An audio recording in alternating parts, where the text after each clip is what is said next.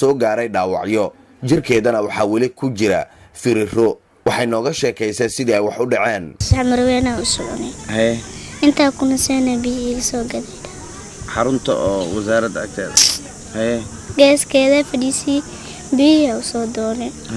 saanta soo kala wareegsayna qarax yaa la kulmay biyo inta way soo qaadaysay marka qarax noocay oo qarax مشي كرولا لكن نوع حتى نوع كله بدي نوع هاي موت أسلم مركز كدعان أسلم مركز نوع دعان وحبا أركويسي مقدي بستي أي قريسة عبار كدبنا فصار دنا على قوته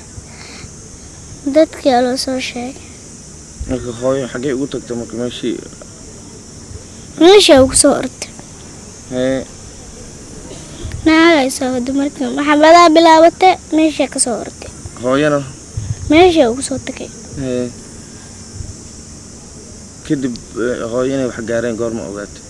مركب وأوقاي سانتا وكرتك مستي أي قرصة مالديرة كأركة إنه ميتاي ilhaan waxay weli la nooshahay naxdintii ay ka qaaday qarxii lagu dilay hooyadeed fasir uma heli karto sababta loo dilay hooyadeed waxa kaliya oo ay og tahay in loo dilay si xaq darro ah waxuna dhacay maxaa dareemaysaa markaas adiga waxa dhacaan ma oyse waa oy